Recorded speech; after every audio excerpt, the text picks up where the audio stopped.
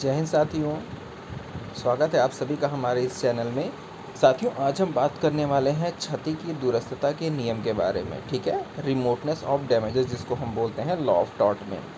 देखिए, क्षति की दूरस्थता होता क्या है, इसको हम समझते हैं। तो इसमें लिखा हुआ है परिभाषा के रूप में कि इसका तात्पर्य वे क्षतियाँ दूरवर्ती होती हैं जिनका प्रतिवादी के कृत्य से सीधा अथवा निकटवर्ती परिणाम न हो। देखिए, इसके कहने का मतलब सीधा ये है कि अगर कोई भी ऐसी क्षति होती है जिसका जो प्रतिवादी के कृत्य से ना तो कोई सीधा संबंध हो, हटवा, या फिर क्या करता है, या फिर कोई निकटवर्ती परिणाम न हो।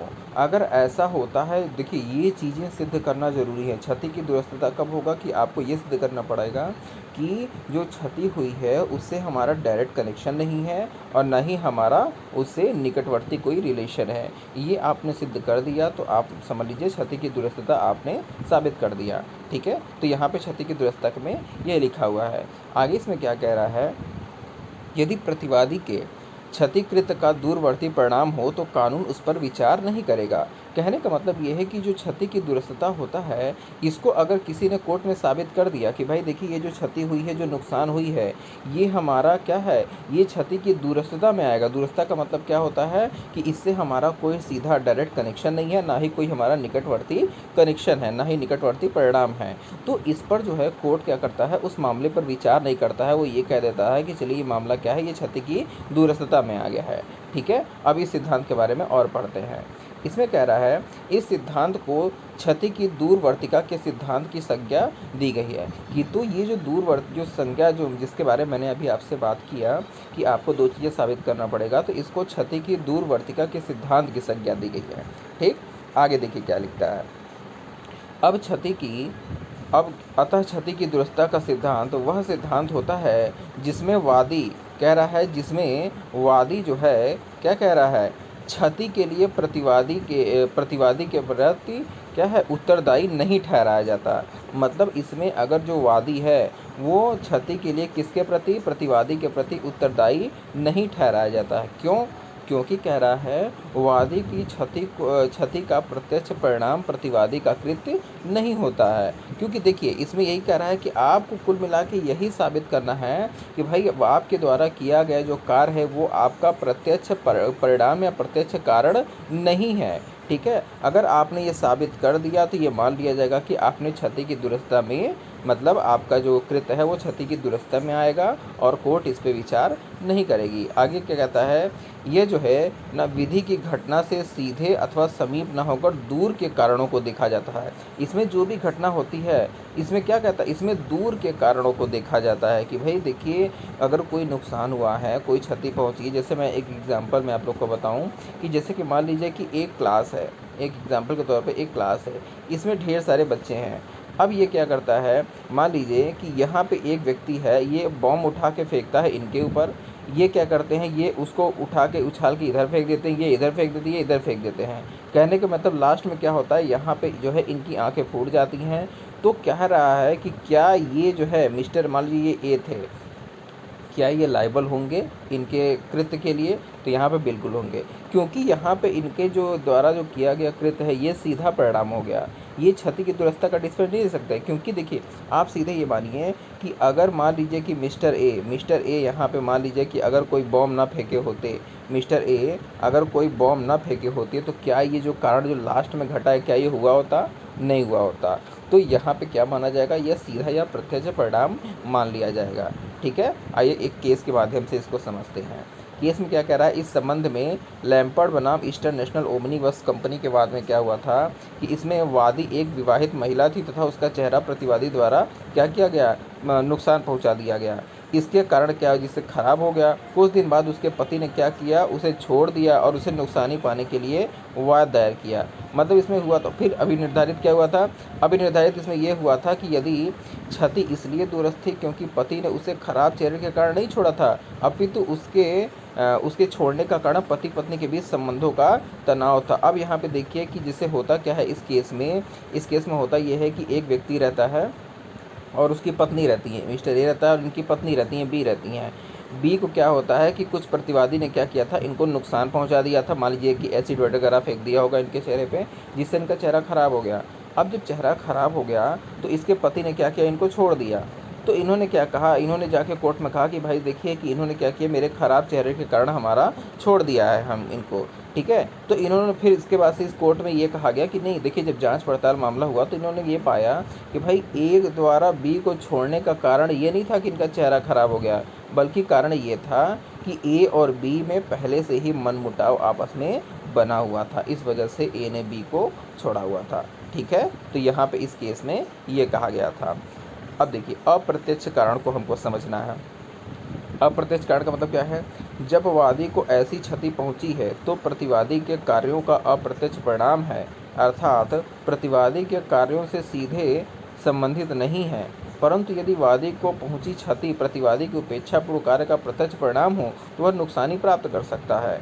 सिंपल सा इसमें यही कहना आपसे चाह रहा है कि भाई देखिए, अगर कोई घटना घट रही है, ठीक है, अगर कोई मान लीजिए, अगर यहाँ पे मैं क्या करूँ कि अगर कोई घटना घट रही है और उस घटने से मान लीजिए एक एक ऐसे बताता हूँ मैं, जैसे मान लीजिए यहाँ पे ए द्वारा कोई एक कृत्य किया गया जिससे क्या कह रहा है, बी को नुकसान पहुँचा है, चाहे जैसे पहुँचा है, डायरेक्ट इनडायरेक्ट चाहे जैसे पहुँचा है, तो यहाँ पे ये जो ए है ये लाइबल होंगे। वही कह रहा है कि जो सीधे संबंधित है, ठीक है, तो क्या है यहाँ पे क्या होंगे, ये क्षति की दुरुस्ती के लिए लाइबल होंगे, सॉरी मतलब अगर इन्होंने क्या किया, बी ने अगर नुकसान पहुंचाया है, मतलब बी को नुकसान ए के द्वारा पहुंचाया गया, तो क्या किया गया, ये डायरेक्ट रिलेशन हो गया। अब अगर इनको अपना बचाव करना होगा तो इनको क्या, इनको ये साबित करना पड़ेगा अप्रत्यक्ष कारण कि भाई देखिए ये हमारे द्वारा किया गया कार्य नहीं है, ठीक है, हमने ये काम नहीं किया है जिसकी वजह से इनको नुकसान पहुँचे। तो वही कह रहा है कि अगर इनकी उपेक्षापूर्ण कार्य का अगर प्रत्यक्ष परिणाम अगर साबित हो गया तो जो भी डिफेंस काउंसिल है वो क्या करेगा, वो नुकसानी पाने के लिए वो क्या है, एलिजिबल हो जाएगा, ठीक है। आगे अगला केस पढ़ते हैं। देखिए एक लाइन को फिर से देख लीजिए ताकि कंफ्यूजन न रहे कि जब वादी को ऐसी क्षति पहुंचती है जो प्रतिवादी के कार्यों का अप्रत्यक्ष परिणाम है, अप्रत्यक्ष का मतलब उसके डायरेक्ट नहीं है, उसके द्वारा अप्रत्यक्ष परिणाम है, अर्थात प्रतिवादी के कार्यों से सीधे संबंध नहीं है, ठीक। तो एक कंडीशन ये फिर कह रहा है परंतु यदि वादी को पहुंची क्षति प्रतिवादी के उपेक्षापूर्वक कार्य मतलब प्रत्यक्ष परिणाम का हो तो वो नुकसानी प्राप्त कर सकता है। कुल मिला के अगर प्रत्यक्ष कारण हो तो नुकसानी प्राप्त कर सकता है, अप्रत्यक्ष कारण हो तो नुकसानी नहीं प्राप्त कर सकता है। अगला केस देखते हैं। का बनाम GW रेलवे कंपनी। इस विध में क्या हो रहा था कि एक व्यक्ति क्या करता है, ट्रेन से यात्रा कर रहा था और अचानक से उसको लूट लिया गया।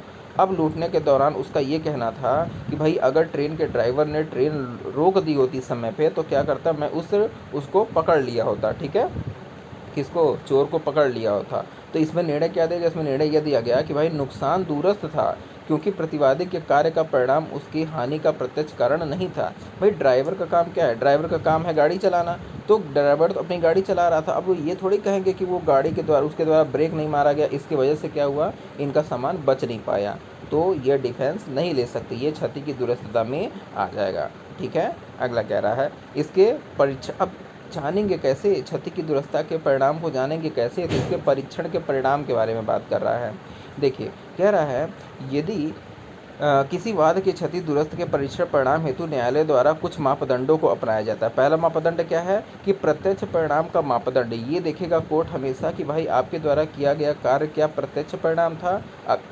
अगर प्रत्यक्ष परिणाम का मापदंड मिला तो ये माना जाएगा कि आपको डिफेंस नहीं मिलेगा, ठीक। तो देखिए अब इस केस में क्या होता था, क्या कह रहा है, रिपोलोमिस के बाद में इस मापदंड को अपनाया गया। इसके पहले युक्ति युक्त पूर्वानुमान के मापदंड को न्यायालय ने अपनाया था। इससे पहले क्या होता था, इससे पहले ये होता था कि भाई ए के द्वारा अगर कोई किया गया कृत्य है तो कोर्ट ये देखती थी कि क्या ए के द्वारा किए गए कृत्य से क्या वो ये सोच सकता था कि यहाँ पे मतलब उसको नुकसान पहुँच सकता है, मतलब युक्ति युक्त पूर्वानुमान, उसके द्वारा किए गए कार्य का पूर्वानुमान, अगर वो सोच सकता था तो वहाँ पे लाइबल होता था, अगर वो नहीं सोच सकता था तो लाइबल नहीं होता था। लेकिन बाद में क्या हुआ, इसको क्या किया गया, प्रत्यक्ष परिणाम, कि भाई आपके द्वारा किया गया कार्य है, अगर आप नहीं किए होते तो शायद ये घटना ना घटी होती, बस इतना साबित कर दिया गया, प्रत्यक्ष परिणाम साबित कर दिया गया, तो यहाँ पे आप लाइबल हो जाएंगे, ठीक है। आगे क्या कहता है, आगे कह रहा है प्रत्यक्ष परिणाम का मापदंड वह मापदंड होता है जिसके अंतर्गत प्रतिवादी वादी की उन क्षतियों के लिए उत्तरदायी होता है जो उसके अपकृत्यपूर्ण कार्य का प्रत्यक्ष परिणाम होती है। भले ही उन क्षतियों के बारे में युक्तियुक्त पूर्वानुमान नहीं कर सकता था। मैंने क्या बताया, उनके द्वारा किया गया कार्य है, अगर उससे घटना घटी है तो लायबल होंगे, वो भले उसके लिए अनुमान कर पा रहे हों या फिर ना कर पा रहे हों। ठीक। दूसरा दूसरा क्या कारण बताता है इसमें युक्तियुक्त पूर्वानुमान का मापदंड। इसमें कहा जा रहा है कि भाई अगर किसी व्यक्ति के द्वारा ये कोई काम करते समय ये पूर्वानुमान लगाया जा सकता है कि भाई देखो, मैं अगर मान लीजिए बॉल फेंक रहा हूँ किसी के घर में, तो उसके घर का कांच टूट सकता है, उससे किसी को चोट लग सकती है, नुकसान पहुँच सकता है, सिर फूट सकता है।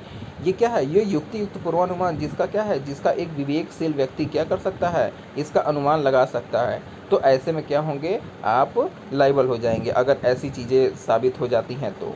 ठीक है। आगे देखिए इसमें क्या कहता है।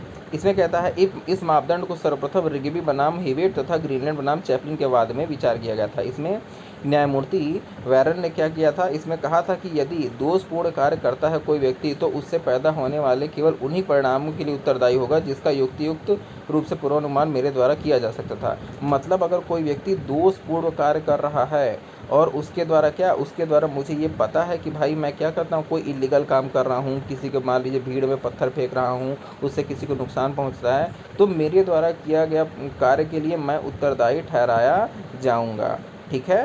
तो ये हमारा युक्तियुक्त पूर्वानुमान जो है, ये इसके लिए भी मतलब आपको रिमोटनेस ऑफ डैमेजेस को जांचने के लिए ये भी ज़रूरी होता है। तो बेसिकली हमको क्या क्या साबित करना होगा, युक्तियुक्त पूर्वानुमान का मापदंड, इसके आधार पर हम परीक्षण करेंगे। दूसरा क्या है, प्रत्यक्ष परिणाम का मापदंड। तो इन्हीं आधार पर हमारा रिमोटनेस ऑफ डैमेजेस को अच्छे से समझ लिया जाएगा। तो साथियों, ये था हमारा remoteness of damages. I hope कि आपको ये वीडियो काफ़ी समझ में आया होगा। इन केस अगर आपको नहीं समझ आया तो आप एक बार काम करिए, फिर से वीडियो को पॉज करके बैक करके फिर से देखिए, ज़रूर आपको समझ में आएगा। और इसके बाद भी अगर आपको कोई डाउट रहता है तो आप कमेंट बॉक्स में अपना जो भी डाउट है आप कमेंट बॉक्स में ड्रॉप कीजिए, मैं आपके कमेंट का जवाब दूंगा।